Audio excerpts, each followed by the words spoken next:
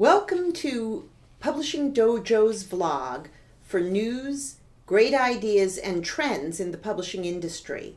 I'm Ruth, and today's blog begins with iCircular, which is an advertising platform that newspapers and retailers are now offering on mobile phones for consumers looking to take those ads and special offers with them via their mobile device when they shop. Also, Barnes & Noble is buying Borders intellectual property. I'm actually not certain what intellectual property entails in this case, but it looks like it includes logos, trademarks, lists, and anything that goes with the Borders brand. So we cannot expect to see a competing chain with any of Borders branding showing up in the marketplace. And finally, Bonnier's parenting magazine is going to start putting celebrities on their cover. And I wish them luck with it, and perhaps it'll work, although celebrities aren't always the best choice in every category. If you're putting out a special interest publication, a business magazine, a technology magazine, an outdoors magazine, it may not work at all to put a celebrity on the cover because it gives the reader the idea that you're losing your focus. In the case of babies and parenting, I think a lot of people are interested in seeing what celebrities are doing in terms of their parenting, so who knows, it might work. And I wish them luck. We'll keep an eye on that and talk about it in future vlogs. Now, for trends, we all know what the trend is, which is down, down, down. Most recently, we hear that over the past 10 years, magazines have lost half their newsstand sales, which is pretty shocking. I was at Curtis the other day for its promotions days, and I talked to executives there about the trends and what's causing them.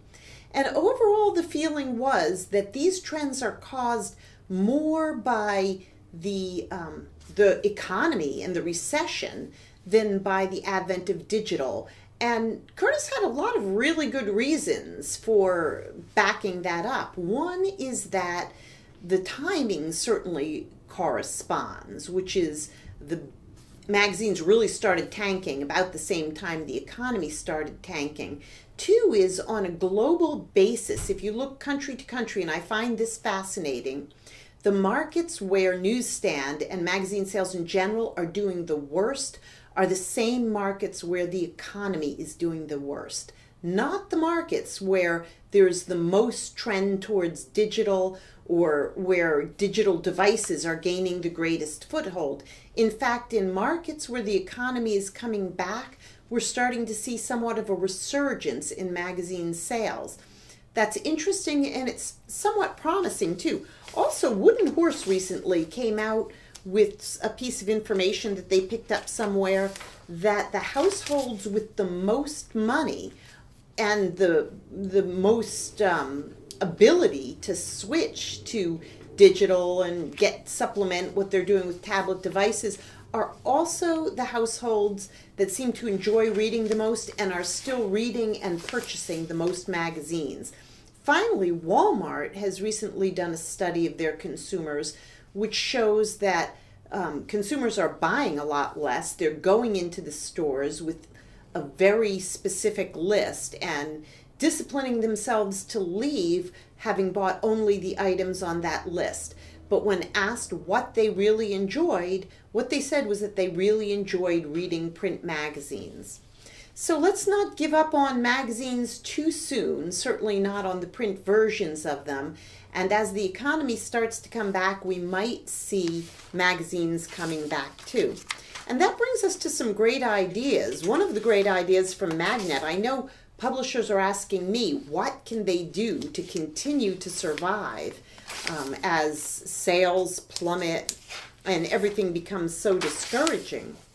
Magnet identified a retailer that has gone against the trend and has built its magazine sales.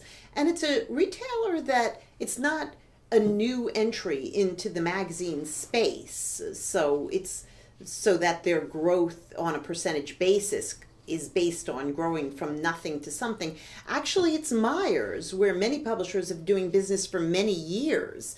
And apparently some of the reasons for their growth include a restructuring of the checkout. So the checkout is facing into the store. You see the publications, the magazines on the checkout are facing into the store. You see them as you approach the checkout, and that improves the impulse buy. They also changed the placement of the mainline merchandiser up towards the front of the store, again facing in towards the store, and they're marketing seasonal opportunities very strongly. So one of the reasons why at least some publishers that I work with might be losing some sales is sheer discouragement and starting to lose interest and go away. And it's possible that by refocusing on the retail space and on the possibilities of magazine sales, we can begin to build sales again on the newsstand. Another great idea I'd like to mention is mobile marketing on a shoestring. I've started a, not exactly a blog, more like a very short series of building a mobile site. And I hope you'll come over to Mobile Marketing on a Shoestring here on the Publishing Dojo channel and let me know what you think and give me your great ideas for mobile sites, either mine or yours. So thanks for stopping by today, and I'll be coming back soon with another episode of Publishing Dojo's vlog.